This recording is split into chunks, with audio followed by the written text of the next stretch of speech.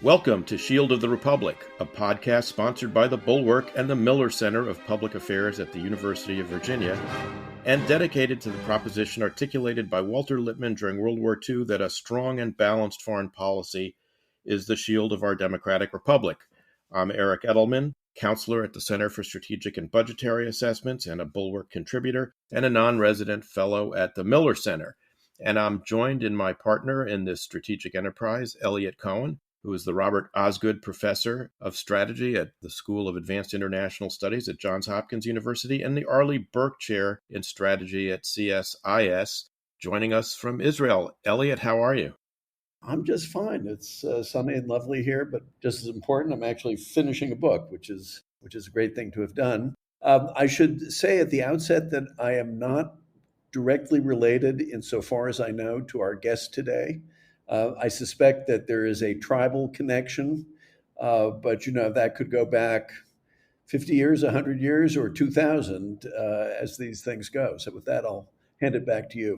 Well, I want to welcome our very special guest today, who is Nick Cohen, a columnist for The Guardian and Observer, a blogger for The Spectator, and an author of several books, including Cruel Britannia, Pretty Straight Guys, and my personal favorite, What's Left. Welcome, Nick Cohen. Well, thank you very much for having me. Your book, What's Left, which, as I've told you before we started the show today, I greatly admire, really talks about, in the early part of this century, the left's failure to remember its anti-fascist roots. And you wrote about this in the context of the Balkans, in the context of the war in Iraq. Today, we're now seeing something similar, perhaps, in some quarters, with Putin's invasion of Ukraine. Where do you think the left stands in Europe with regard to standing up to anti-democratic forces?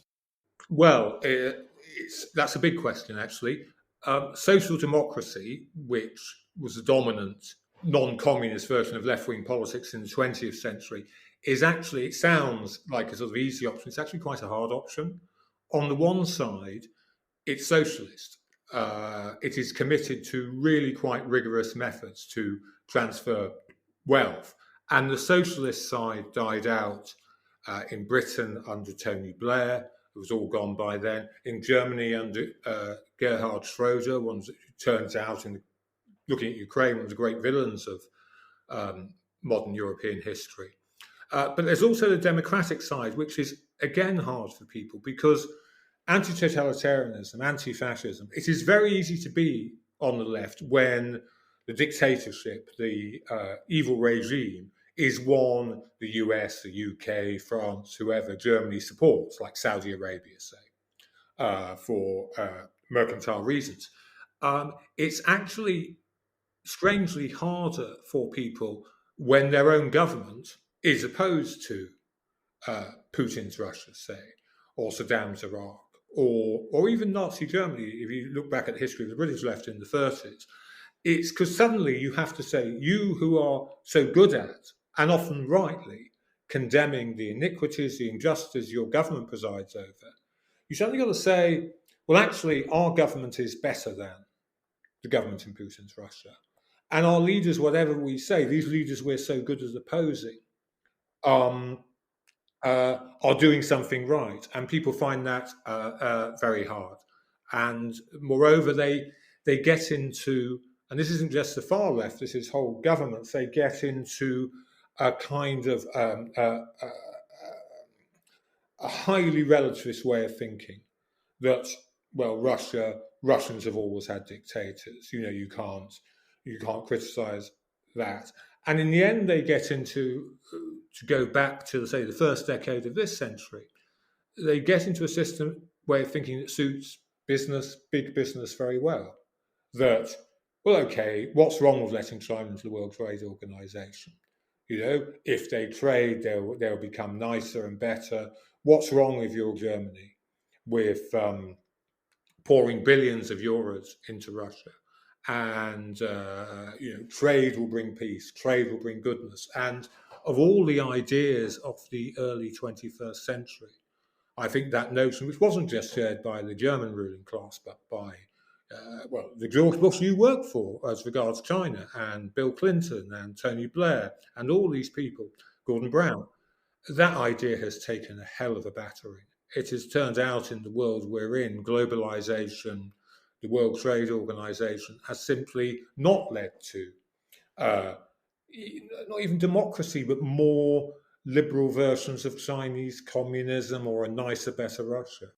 It's not even a new idea, is it? I mean, this idea that greater trade and globalization would bring peace and make war outmoded was something that circulated broadly in Europe before World War I.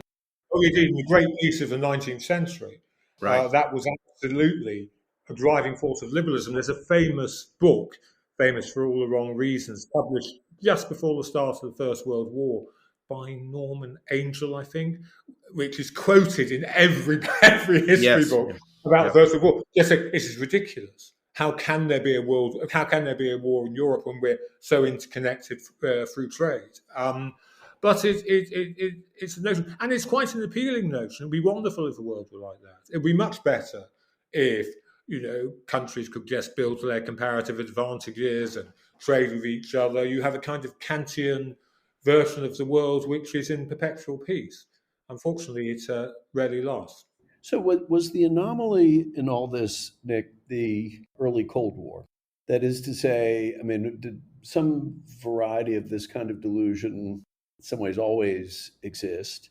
But there was just a particular moment after the Second World War when you had a whole series of social democratic leaders in the United States, most definitely in Europe, who actually took a very hard stand on the Soviet Union.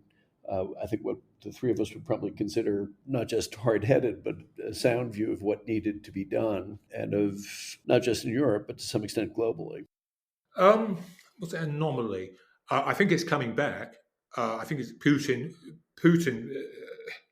I'm trying hard to. I've heard historians trying to come up with just a policy mistake as great as Putin's invasion of Ukraine. I mean, I've heard people suggest Napoleon III declaring war on Bismarck and Prussia and losing everything. It is coming back. The early Cold War, yes. Well, the early Cold War was for social democratic parties, of course. Clement Attlee in Britain, who is kind of in a strange way, the Labour movement, the Social Democratic Party in Britain, is incredibly sentimental and nostalgic organisation. And Clement Attlee is lauded even on the left of the Labour Party as the great socialist prime minister. He actually set up NATO and committed British troops to fight in the Korean War. That's partly because one reason for your anomaly may be that Social Democrats knew better than anyone what communists were like, because they were fighting them the whole time. They were trying to infiltrate their parties. In Eastern Europe, communists were sending them to camps, torturing them, killing them, or taking over their parties. With Putin, with China, it's far harder for people to just have that kind of visceral, commonplace understanding, I think, of what's going on. I mean, certainly Chinese influence in Europe, in Africa, huge amounts of money behind it, but people still don't have a very clear handle on what China is. And more importantly, I think, it's not a battle of ideas, it's about trade, it's about money. So you see in universities across Europe, and I wonder if it's any different in the US, taking huge amounts of money from China. Universities eat money. They love, and they want it for good causes. They want it to get the best research, to get the best education for their children. And it's not as if it's not as if someone is coming to them as an old-style communist would do, and saying, "We want you to believe in these doctrines," which no free university could believe. They're just saying, "We'll take our money," and then down the line, they'll find themselves restricted or find themselves have to be careful what they say, or do they make a fuss if the Chinese embassy and its agents start monitoring students? In some ways, I think an ideology, because you can, intellectuals can write it down and say, here's what the Soviet Union believes. You don't believe that, do you? No. Okay, fine. You can fight that. It's far harder after the fall of the Berlin Wall, suddenly all what you're fighting against is very ruthless governments, but backed up by and able to buy all the services Western societies offer. Lawyers, I mean, libel lawyers here in London have absolutely suppressed criticism of Russian oligarchs. Lobbyists in America who have in my view, vast and undeserving influence. They can buy PR companies, they can buy advertising agencies, they can buy political consultants. And something like that, I think, it's taken Western countries, it's taken the shock, actually, of this monstrous invasion to just shake Western countries up and say, well, hold on a second, we don't want this. Yeah. Do you just a quick follow up on that? I mean, it sounds as though you're actually fairly optimistic that there is a kind of stock taking which will lead to a real kind of change in direction or a renewal of that older social democratic outlook on things. Do you believe that? Cautiously optimistic. I mean, very cautiously. If you look at it globally, you've got India and China, the two most populous powers in the world, both under the control of, well, in China's case, a hugely nationalist dictatorship. In Modi's case, well, what's the way it's going? Highly authoritarian, populist, to use that very unsatisfactory word. You've got in Latin America, you've got Mexico, Brazil, you have Trump-like figures in power there, and Venezuela in its own way. In Europe, we've got the Johnson government, which had distinct echoes of Trump, not just in style but in substance. You have the French elections where the populist far right and the populist far left getting half the vote between them. The old parties of the centre left and centre right just obliterated. That all said, I mean, can you imagine what our conversation would be like if Putin had got what he wanted? If in 3 days Kyiv had fallen and a Russian puppet state were in control and all dissidents were being rounded up, that would have been the most enormous boost, I think, for authoritarian forces around the world. The stakes in this war, are incredibly high. And if we were to go on to see, and I'm not a military man, I'm in no position to judge, but if we would go on to see a Ukrainian victory, that would dent some of the movements of the 21st century, would certainly dent their confidence, I think. As we're speaking about this, and as you were talking, Nick, I was thinking that the sort of kind of visceral anti-communism and anti-totalitarian sentiment of the center left, both in the United Kingdom and in the United States in the immediate post-war era, was, I think, a crucial element in the long run in the triumph of democracy in the Cold War, and the fact that it succeeded. And what, as I look, as someone who is on really the center right, as I look at my own side of the political spectrum and try to apply the same stringent kind of views that you have done on the center left, I find it utterly lacking the ability to describe certain kinds of conservative, populist, nationalist, authoritarian regimes as beyond the pale. I think about Viktor Orban in Hungary, for instance, who not only is not being sort of, read out of polite society by American conservatives, but being lionized, by Tucker Carlson on Fox News and by the Conservative Political Action Committee, CPAC, et cetera. And one wishes that there was a little bit more of that kind of policing of anti-democracy on the right in our current environment. That's a bit of a way of segueing to the Johnson government, which you pointed out had some Trumpy elements to it. It's done rather well, I think, in the current moment in terms of imposing sanctions, et cetera. But there's a rather tawdry history behind that. Could you talk about that a little bit? Yeah, Russian money has poured out of Russia. There's one reason, actually, why Russia is losing the war. I mean, because the system is so corrupt, everything. But corrupt Russian money has come to London, buying up high-end property, elite property, buying Russian oligarchs' kids' places in our private schools, the art world, a state agency, the law I mentioned earlier about we never had a First Amendment, or crucially, we never had the judgment in the early 60s, the Sullivan v. New York Times judgment, which basically says English libel law, which the US still had, and was being used in the South to punish newspapers like New York Times that reported on what was happening to Martin Luther King and how his supporters were all being beaten up by the police. And they had massive libel judgments against them. And the Supreme Court of the day just said, no, English libel law does not apply in America anymore, or law we inherited from colonial times.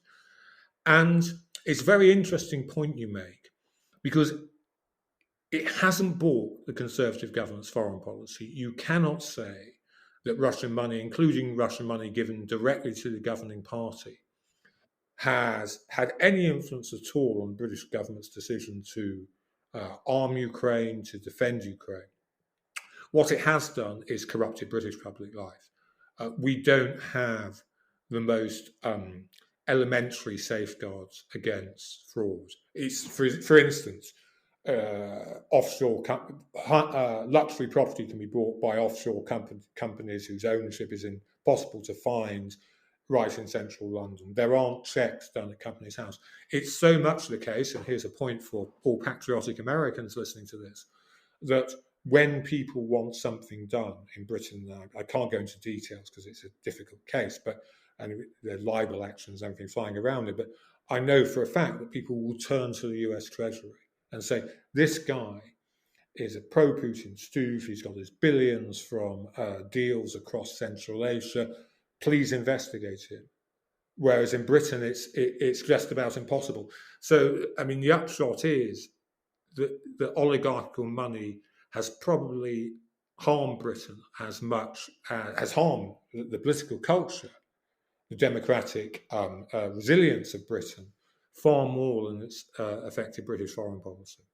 No, I guess the things I'm remembering similar concerns that people expressed about the oil money that flowed into Britain well before that, where there were similar kinds of concerns, including the protection of British libel laws, which made it hard for people to be openly critical, or even for journalists to do their work. So I guess one question, that's one question. The other question is, again, do you think this is going to prompt a serious change, or will Britain still be open to this kind of thing for any of a number of reasons?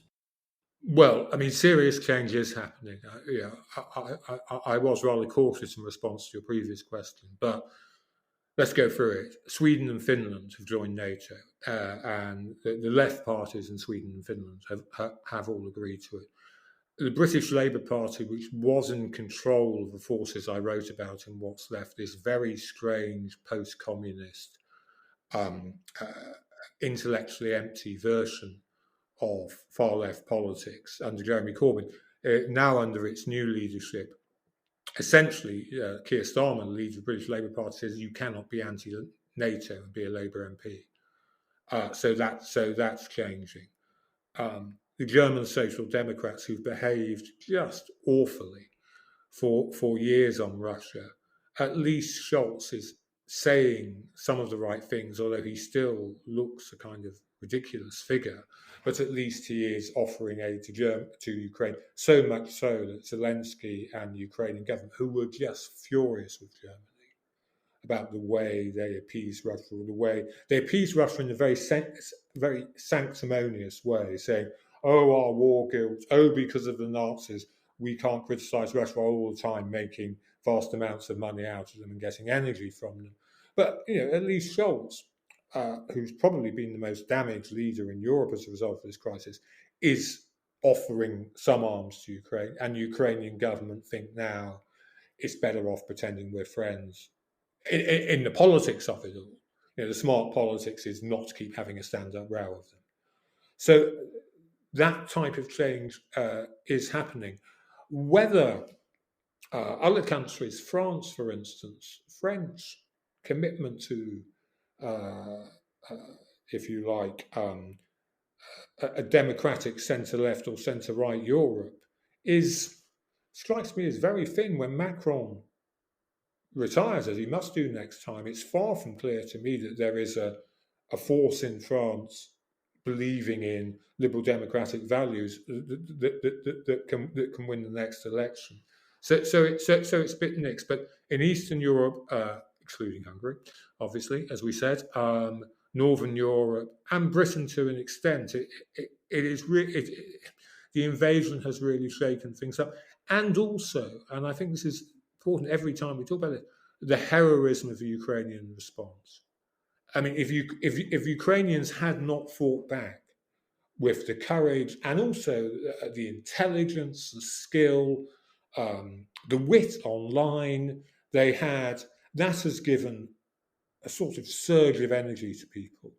And in a strange way, because people argue about what is the West, and if we'd had this conversation a year ago, I think we've been hard pressed to define it. In a strange way, Vladimir Putin is creating a new West, and on the one hand, and Ukrainians are creating a new West by well, they haven't only stopped Putin. There is a possibility they could win this war, which is the most extraordinary thing.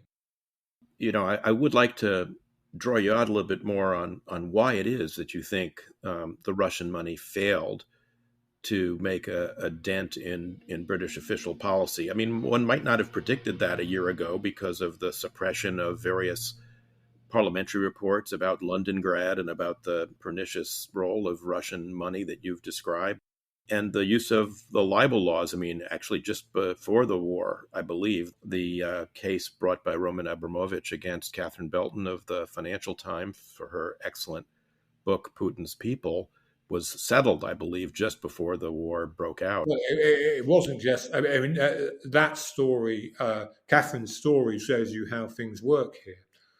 Catherine publishes, I think, as you say, it's an excellent book, but it's a highly serious, well-researched book. Viktor Navalny, in between being poisoned and being arrested, and one of his last acts as a free man, he's doing one of his YouTube videos showing Putin's villas in Sochi. And during the video, he holds up Catherine's book, says, this is just a terrific book, exposing how Putinism works and how the money works in Russia. So Catherine is suddenly a target for the Kremlin within weeks.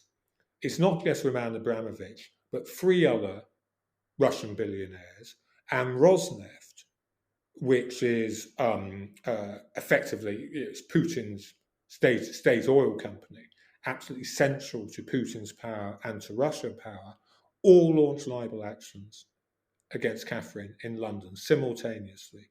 Now, I can't prove that was a Kremlin hit, but you wouldn't be at all surprised if it were, and not for the first time, incidentally. Yeah, well, actually, Rosneft's run by his deputy, Igor Sechin, so it's kind of hard not to see the Kremlin hand behind it. And Igor Sechin is the most feared man in his entourage. So, even in the clique of monsters, he is the most monstrous. So, yeah, it is hard to say. Technically, or there were until sanctions, some Westerners on the board.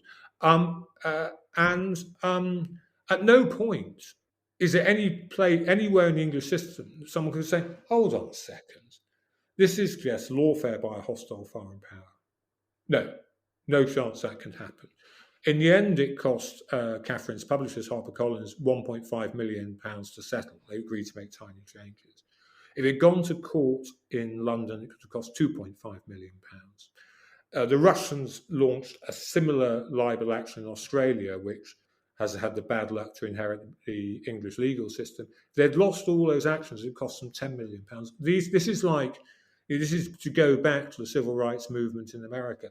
This is losses for reporting on matter of public interest that very few people can sustain. And the climate of fear, I mean, you see it, I see it myself in my journal. Suddenly your lawyer starts saying, well, look, Nick, this is a Russian oligarch. Let's go through this word by word by word. One interesting thing about the invasion of Ukraine is Putin's put an end to that. My lawyer's going to say, I'll just write what you want now, mate. Yeah, go for it. But perhaps we'll get some legal reform in Britain. It's very hard with the English system, and indeed the American system of adversarial law, because it so favours people with money.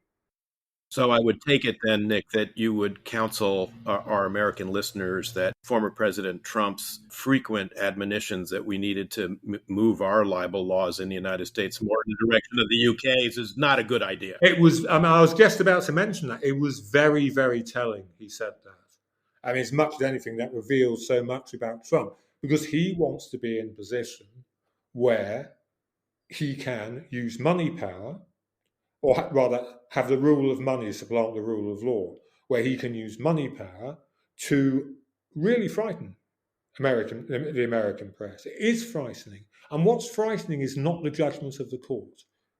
The judgment of the court, well, is almost here nor there. It is the risk of massive, massive legal costs for a news industry which has had its financial legs kicked out from underneath it by the internet and Facebook and Google.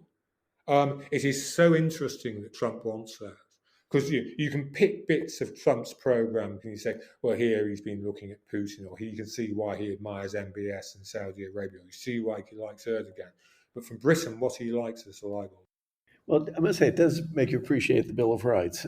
Let me come back at this question, because as you pointed out, or Eric pointed out, actually, the British government, in some respects, took the European lead in countering the invasion. Boris Johnson goes to Kyiv. More tangibly, they really, I think, did quite an admirable job of arming the Ukrainians very, very early on in ways that are effective. Took the initiative in extending guarantees to the Swedes and Finns in that period between the application to join NATO and the time when they're finally admitted. I was wondering if we could draw you out a bit on that, on Boris Johnson's, British government's foreign policy, and in particular, how do you interpret this? Some of the people I know within the British government are very, very sincerely in favor of this. There's no question about that. It's not an attempt to gain partisan advantage.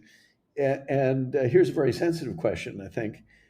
Is there any connection, you think, between the British ability to really steer its own course in quite a dramatic way and Brexit, even if it's only not a legal connection, but a kind of a psychological connection? Well, to answer your last question first, I think there is a bit in Conservative minds in that, Brexit was such a, in my view, a mistake by the British government, by the British people. And one of the dangers of it is you isolate yourself diplomatically. British power, such as it is built on alliances. One alliance is NATO, another is real or imagined, the special relationship with America. Another absolutely was the European Union, which is bound to have a defensive aspect as Europe's troubles grow. And who knows, if Europe shouldn't anyway be asking America to provide military services to it free of charge. How long Americans will put up with that? So I think a part of it is, let's show people, the people who gave us Brexit, the Johnson government, that we are not this isolated, faintly ridiculous country, and doing that. I think also, particularly with Conservatives in Britain, it goes back to, in their culture, what they believe in. And what they think was good, standing up for Hitler in the Second World War, and being unapologetic in the Cold War against the Soviet Union. And so, in some ways, Johnson's party is deeply divided. It might even, at some stage, vote to bring him down, but it's something that unites most Conservative MPs who actually have his future in their hands, because at any moment, they could force a leadership election on him after, I don't know if your listeners caught up with this, but he broke COVID regulations with impunity all over the place in Downing Street. There were parties going on, but everything else was locked down. So that could challenge a leadership struggle with it, trigger a leadership challenge in the Conservative Party. And this is something that, in a way, to its credit, unites Conservative MPs. There are very, very few Conservative MPs who think You don't hear anything like Tucker Carlson, or I saw that scoundrel Trump the other day saying, why are we giving weapons to Ukraine when we should be spending it on baby formula? You hear virtually nothing like that on the right in England at all. It's kind of a movie they've seen before. They know their parts. They know what they have to do. Yeah. I guess one other thought that occurs to me, and I don't know if you or actually Eric, you should pitch in on this as well.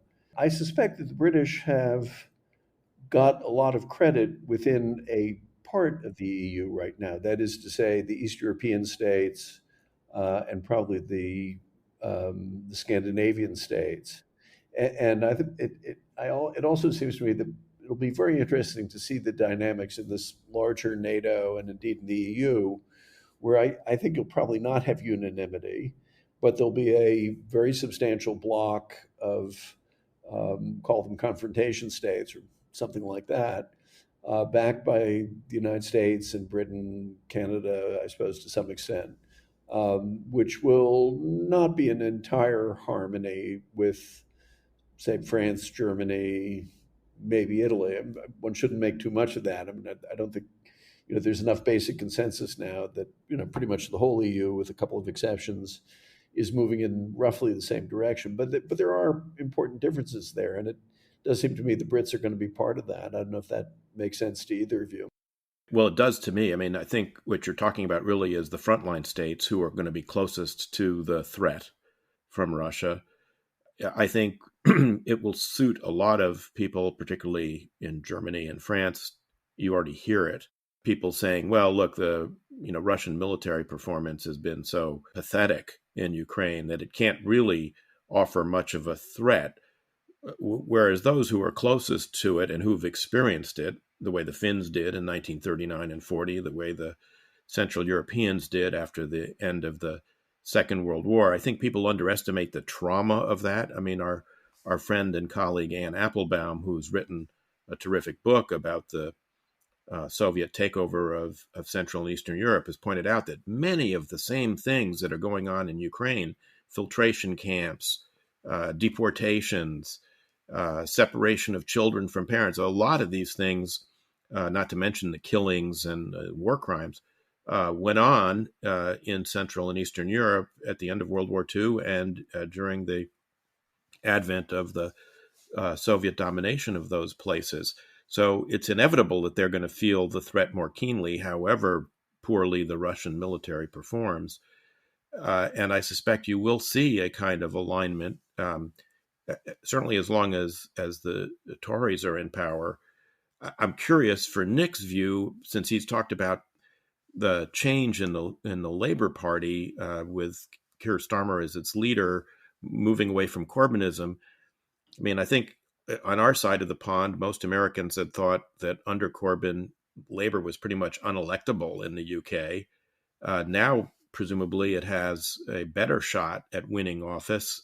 If a Labour government came in, Nick, how would you see it playing in this kind of set of questions that Eliot has just raised? Well, I think, predictions about the future are always, never make predictions, especially about the future, as they say. On paper, certainly, it is now a pro-NATO party, whereas under Corbyn it wasn't. It is also a more confidently anti-totalitarian party, whereas the left, represented by Corbyn, by Mélenchon, will take any enemy of the West, including enemies from what would used to be called the far right, as long as they're anti-Western, particularly in the Middle East or in radical Islam. It's not that anymore. In practice, I don't know. In practice, I think it's always harder to persuade centre-left politicians to spend more money on defence than it is centre-right politicians, for instance. But here's a scenario that could have happened. Trump could have won the 2020 election. Jeremy Corbyn in the UK could have won the 2019 UK election. And then where would Ukraine be? I mean, I do not like to think, I sit here, I'm an atheist, but almost praying for Ukrainian victory before January 2025, because what happens if Trump gets back in the White House? Which strikes me, strikes me as perfectly possible. Yes, it's a terrifying prospect for us Americans, or at least some of us. But yes, I think you're right. It's not something that can be gainsaid, I'm afraid. Yeah. Where did Corbynism come from, Nick? I mean, I think we on this side of the pond we spend a lot of our time brooding about where did Trump come from because it just so. I mean, I used to be a Republican. I don't know if Eric still is, but we were part of a party that was just utterly different from what Yeah. Trump was. But I'm curious on the other side of the fence. I'm sure people have to be asking themselves, how did such an utterly unsuitable, radical kind of character come to power in a party which has been able to sift its way through different kinds of leaders and purge them when necessary, but normally not let crazy people come to the top. Oh dear, you could write a book about this. In fact, I have written a book about it. Let's go through a couple of reasons. The financial crash of 2008, the fact that, as in America, the average British worker has not had a real terms pay rise for, we're getting on for 15, 20 years. The shutting out of the young from capitalism in its broader sense. Kids go to university now, they get a load of debt, as in America, they can't afford to buy homes. The Iraq War and the fact the war was fought on a false prospectus. And then just a wider cultural point. Labour never had much purchase in middle-class culture in Britain. It's left, but it's not Labour. It either suits great individual liberty, liberalism, or a kind of far left analysis that the whole system is corrupt, is evil. But a far left, this is a point I've made for many years, on the far left, it actually suits the far left for there not to be communism anymore. This goes back to what I was saying. In the past, I mean, when I was young, you used to say, you're a communist. Well, that means you believe in the Soviet Union, which is, you can see, it's disgusting. Now, far leftism is far more diffuse, in a funny way, far less intellectually rigorous. There's nothing like Marxism, which, whatever you think of it, is at least a doctrine you have to work a bit to try to understand. And that makes it far easier for it to become popular. I mean, when I say popular, by the end, although Corbyn did quite well in the general election we had in 2017, by 2019, when he was sort of found out, I mean, it was a disaster for the Labour Party. It was almost like your 1972 election, which Richard Nixon won by a landslide. It was just all kinds of traditional Labour Party voters were not prepared to vote for him again. As for Starmer, we will see. It is very, very under our system, which is not proportional. It's first past the post, like in American elections, without the Electoral College. It normally, if you go down to the defeat of the size the Labour Party went down to in 2019, it normally takes you 2 elections to get back up again. On the other hand, this government, Boris Johnson's government, whatever you say about his performance in Ukraine, is such a mess. It really is a mess that you do think there is a chance for maybe some kind of hung parliament and then a change to a more proportional European-style voting system, which may come about. But again, unless Tony Blair's leading the Labour Party, the safe thing to do with the Labour Party in Britain is always bet on it losing, because you'll make a lot of money. One of the things that troubled a lot of people in the U.S. as they watched UK politics was the apparent rise of anti-Semitism inside the Labour Party under Corbyn. How has Keir Starmer done in dealing with that issue? Oh, he's done well. He's really put his foot down. And it goes to one of my theories. You and Eliot may disagree with me on this. I think anti-Semitism, like a lot of racism, like a lot of conspiratorial politics, really gets its head when people at the top of society authorize it or seem to give it a free pass. And Don't disagree with that at all. And yeah, I mean, well, you can say it's just there, it's out there, and it's wrong. But I mean, Starmer has absolutely made it priority to stamp that out, and has done so very well. And so much so that when, to its shame, we have an Equalities and Human Rights Commission in Britain, which is kind of a legal body. It's there to investigate and to lay down judgments which have legal force. It's not someone just giving their opinion. It's a quasi-legal body, and it's investigated anti-Jewish hatred in the Labour Party and said all kinds of things are wrong, all kinds of things had happened. It was systemic. It was embedded into how procedures are being used. And Corbyn essentially refused to accept the results. So Starmer just chucked him out of the Parliamentary Labour Party. Jeremy Corbyn will not be able to stand as a Labour MP at the next election because of his inability to just be a mensch, essentially, at the most basic level, and just admit he'd been wrong, which, like so many of these people, like Trump, they never do. But so that's the scale of it. It's the equivalent of Trump being expelled from not being able to run as a Republican candidate. Which, incidentally, brings me back to the final reason for the rise of Corbyn, which is the importation into Britain of American-style politics, particularly primaries.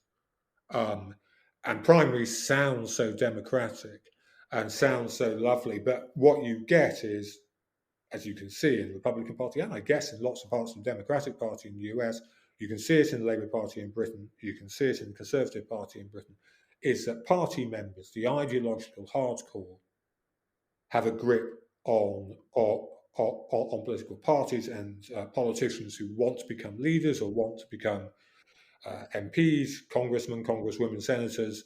They're appealing to the people with the power in the primaries, not to the wider electorate. And if, as in the case of Britain in 2019, when both the Labour and the Conservative Party, the main parties, have both candidates who just appeal to their base, in a sense that doesn't matter, because the voters then haven't got a choice. They can only choose the lesser of two evils, as there's no one, because the system just simply doesn't allow a kind of Joe Biden figure or a kind of Keir Starmer figure to come through. And primary politics have very hard to argue against, incidentally.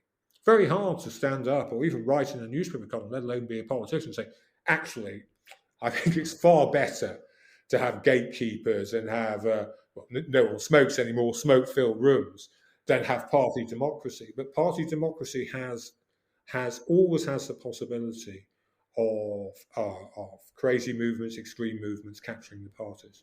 I think I tend to agree with that. But I do wonder if the problem goes more deeply than just the primary system. And I'm completely with you on that, as applies over here. And that is just whether, in general, political parties are, for a variety of reasons in a whole bunch of countries, not working anymore. I mean, in the United States, they always did have this function of aggregating different interests and so on. But if you look at, there are a whole bunch of countries where you look around and you say, where are the party structures that they used to have? And you can see that in continental Europe.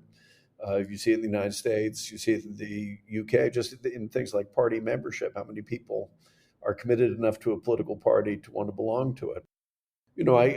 One wonders what democratic politics looks like when you have a very weak set of parties. Well, it's a very good point. I mean, perhaps, and I don't mean this flippantly either, political parties grew up in the 19th and 20th century when there's very limited forms of other entertainment. A political party, you would go there, there'll be their own culture, their own speakers, you meet people, you marry people from them. They had their own worlds. And in a world where, you can just flip on your phone and get entertainment of every possible variety you want as a communal organization. They do everywhere look a kind of weak and their membership's old. In all political parties in Britain, the average age of membership is way over 50.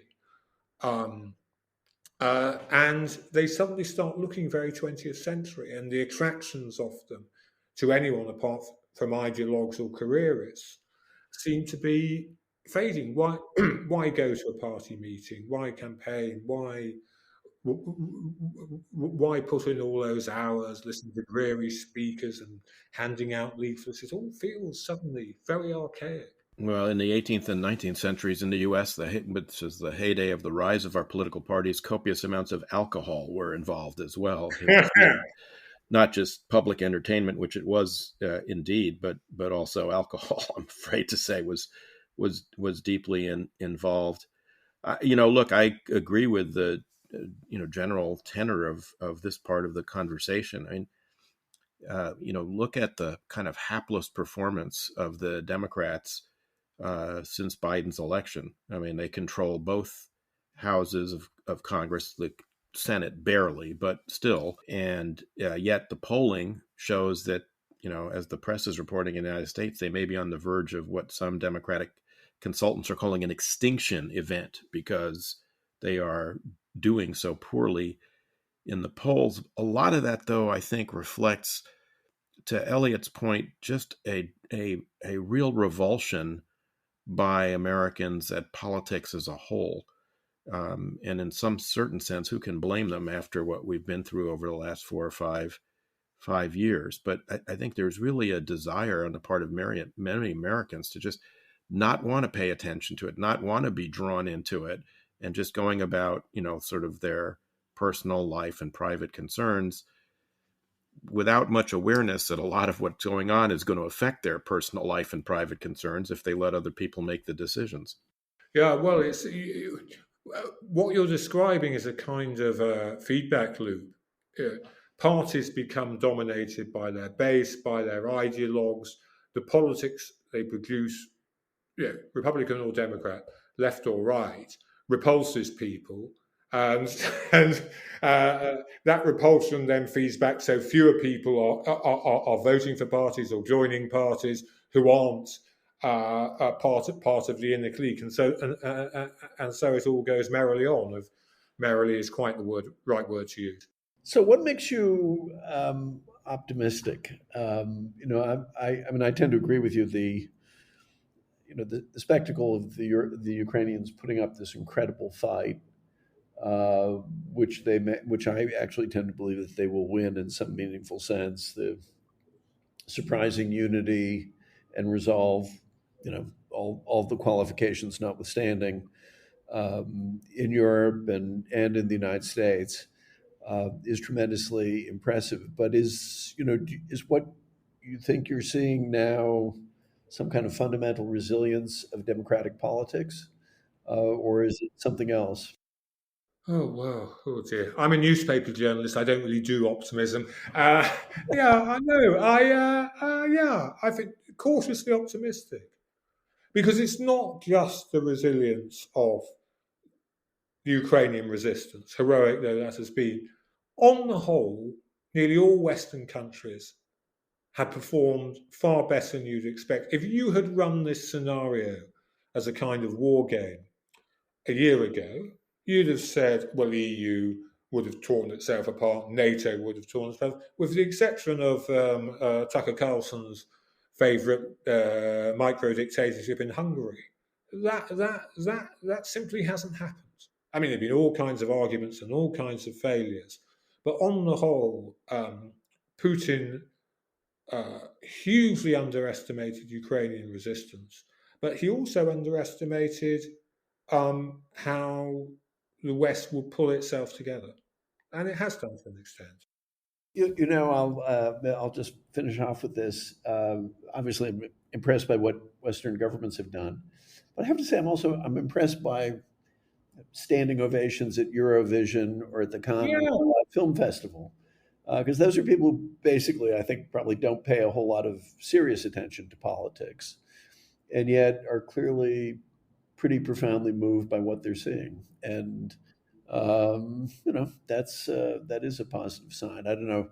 Eric, do you think I've gone off the deep end being too cheerful here? Yeah, this is very atypical for Shield of the Republic. We're never this, we're never this optimistic by the end of a show. So I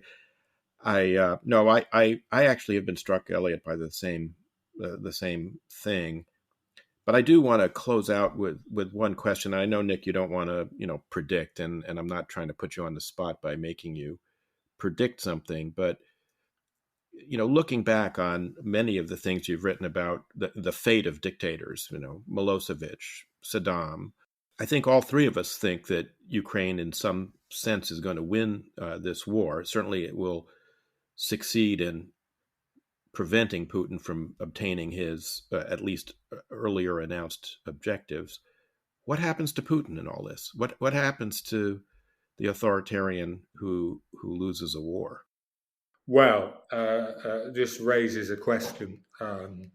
People like us, people in the West, like to think, well, Putin is oppressing Russians as much as he's oppressing Belarusians, Ukrainians, which is true to an extent.